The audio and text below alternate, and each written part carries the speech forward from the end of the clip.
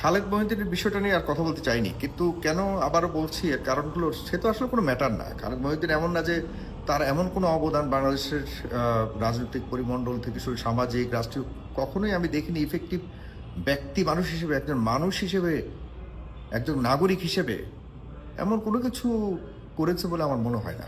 তো যাক, এটি তার ব্যক্তিগত ব্যাপার। সাংবাদিক হিসেবে যা করেছে তাও দেশের জন্য, রাষ্ট্রের জন্য কতটুকু উপকার হয়েছে এ নিয়েও সংশয় আছে। প্রশ্ন হলো, সে সাবেক প্রধানমন্ত্রী শেখ হাসিনাকে আনতে চায়, এ নিয়ে বিভিন্ন পক্ষ কথা বলছে। এটা নিয়ে বড়াই করবার কিছু নেই খালেদ মহিউদ্দিন, কারণ শেখ হাসিনা ইতিমধ্যে উনি একজন তৃণমূল পর্যায়ের ইউনিয়ন ওয়ার্ড লেভেলের নাগরিকদের সাথে, নেতাদের সাথে তিনি কথা বলেছেন।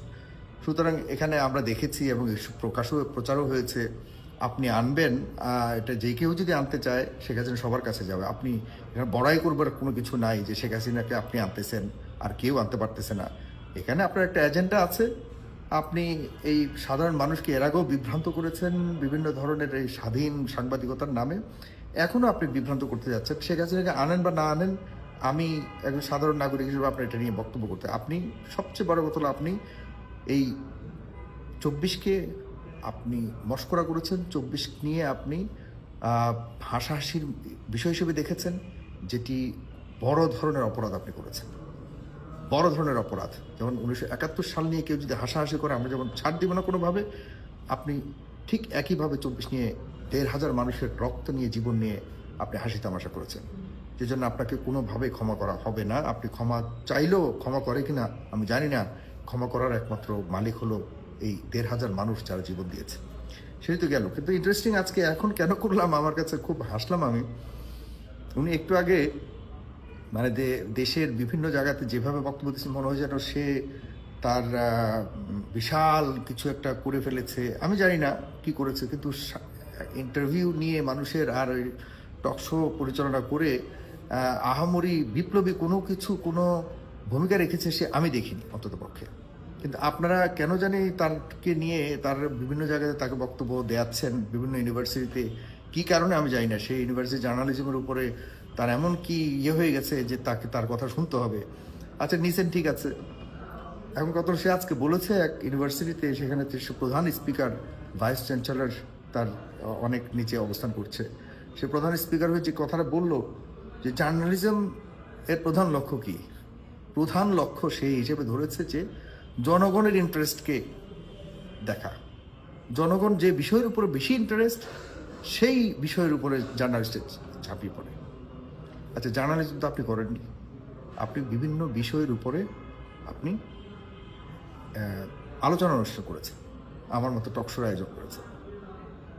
আপনি বলুন তো, আপনি এই নির্দিষ্ট কিছু এজেন্ডা ভিত্তিক বিভিন্ন সময় যে এই রাজনৈতিক দলগুলোর রাজনৈতিক পরিমণ্ডলে যে বিষয়বস্তুগুলো ছিল, এগুলির বাহিরে কখনো যেসব বিষয় নিয়ে বাংলাদেশের মানুষ সবচেয়ে বেশি হাহাকার করেছে, মানুষ সবচেয়ে বেশি আলোচনা করেছে, মানুষ সবচেয়ে বেশি সাফার করেছে, মানুষ যে বিষয়গুলো নিয়ে সবচেয়ে বেশি কথা বলেছে, এগুলো নিয়ে আপনি কখনো কোনো দিন কথা বলেছেন?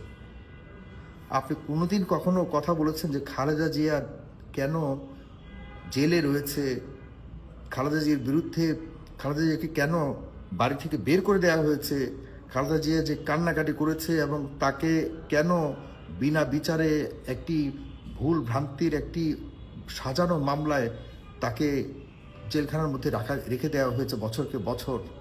কখনো এসব নিয়ে কথা বলেছেন? কখনো বলেছেন যে খালেদা জিয়ার ইন্টারভিউ নিতে চান?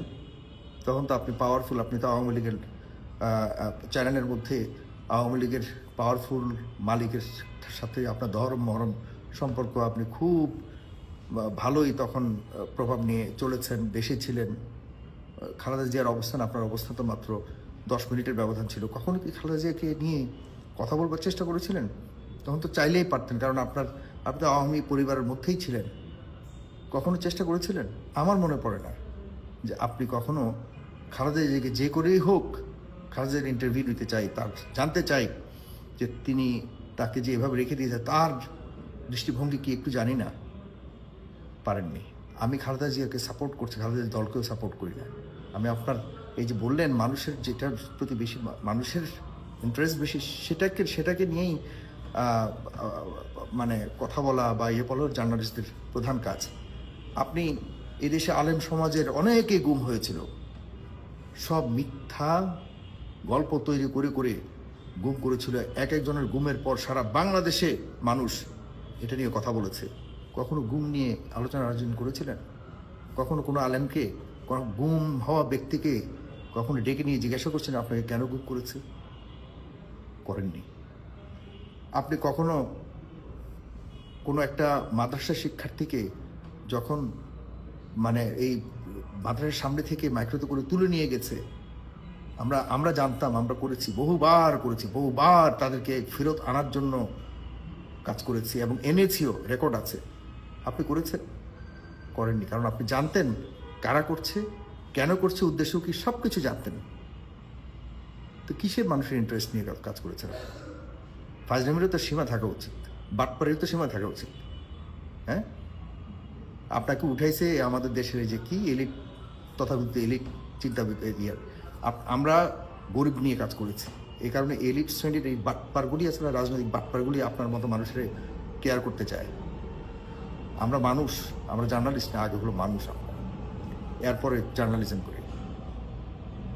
শেখ হাসিনার বা তার সময়কালীন সময়ে যত ঘটনা, বড় বড় ঘটনা ঘটেছে, কবে এসব নিয়ে কথা বলছেন আপনি?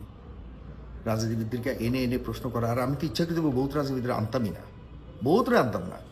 রাজনীতির কথা বলে লোকে আমার লোকজনকে ধরে ধরে মেরে ফেলতেছে, আমি এসব নিয়ে কথা বলছি। সুযোগ পাই যখন দেখছি যে 10 জন মানুষ আমাকে দেখে, তখন আমি কাজে লাগিয়েছি যে 10 জন মানুষকে দেখানোর বিষয়টাকে আমি নিয়ে কথা বলি, সমাধান কিভাবে করা যায় একটা সমস্যাকে নিয়ে, সেভাবে কথা বলেছি। আপনি কি করেছেন? এটাই জার্নালিজম বলে? এগুলো কি জার্নালিজম বলে? যাই হোক, এখন যারা এই তাকে নিয়ে খুব বেশি ইয়ে করছেন, আমি জানি না কিসের উপর ভিত্তি করে এই পুরো আন্দোলনের মধ্যে আমরা তো বিদেশে আমিও ছিলাম। আমিও কিন্তু এই পুরো যখন বাংলাদেশ বিচ্ছিন্ন ছিল আন্দোলনের সময়, বাংলাদেশকে বিচ্ছিন্ন করে ফেলো, ইন্টারনেট কানেকশন যখন ছিল না, তখন আমি তো কাজ করেছি। দেশের মানুষ তো জানে না, প্রত্যেক দিন ডেলি 2টা করে পর্যন্ত ইয়ে করেছে। সারা পৃথিবীর মানুষ ফেসবুক গুগল দেখেছে। এক একটা অনুষ্ঠান করলে প্রায় লক্ষাধিক মানুষ একসাথে দেখতো যে বাংলাদেশে কি হচ্ছে। আপনি কি ভূমিকা রেখেছেন তখন? হ্যাঁ, বিপ্লবী ভাব দেখান, কি ভূমিকা রেখেছেন? বাংলাদেশের মানুষকে আমার অবস্থান এটা নয় যে শেখ হাসিনার ইন্টারভিউ নিবে কি নিবে না, এটা আপনি পারলে নেন গা, এটার মধ্যে বড়াইয়ের কিছু নাই। শেখ হাসিনা এখন মানুষ খুঁজতেছে কার কাছে ইন্টারভিউ দিবে। উইথ ডিউ রেসপেক্ট, আমার কাছে আসলে আমি করবো কি করবো না সেটা নিয়েও আমি দ্বিতীয়বার চিন্তা করব। আর না করার পক্ষে বিপক্ষে অনেক যুক্তি আছে। হ্যাঁ, আমি আমার বাচ্চার খুনি, আমার বাচ্চা শেখ হাসিনা, এবং সে বিতর্কে যেতে চাই না। শেখ হাসিনা নিজের হাতে খুন করেছে, খুন করেনি, এসব বিচার নিয়ে আমি কথা বলি, এসব নিয়ে বিশ্লেষণ করতে চাই না। তবে সে এখনো পর্যন্ত 1,500 মানুষের খুনের অভিযুক্ত আসামি। সেই আসামিকে নিয়ে আপনি বলেছেন কি সে 50 লাখ ইন্টারভিউ নিলেও তার বিরুদ্ধে সে খুনি হিসেবেই থাকবে, তার ইয়ে। আপনার দরকারটা পড়ছে কি আপনি একবার ইন্টারভিউ নেওয়ার কি জন্য? মানে উদ্দেশ্যটা কি? তারপর আপনি নিতে চাইলে নেন, এটা আমার বিষয় না। আমার কথা হলো আপনি 24কে কোনোভাবে ছোট করে দিতে পারবেন না, কোনোভাবেই না। আমরা যারা আওয়ামী লীগের যারা নিরপরাধ রয়েছে তাদের জন্য কাজ করেছি, করছি, কিন্তু আওয়ামী লীগের কোনো কিছুর বিনিময়ে নিজের নীতিকে বিক্রি করব না। আপনি ছিলেন আওয়ামী লীগের চ্যানেলে, এখন আছেন আওয়ামী লীগের আরেকজনের চ্যানেলে, যিনি নির্বাচন করেছেন, যিনি এমপি ছিলেন, এখন তার চ্যানেলে আপনি মানুষকে বিভ্রান্ত করবার জন্য আবারও চেষ্টা করছেন। করা ঠিক নয়। ঠিক আছে, ধন্যবাদ।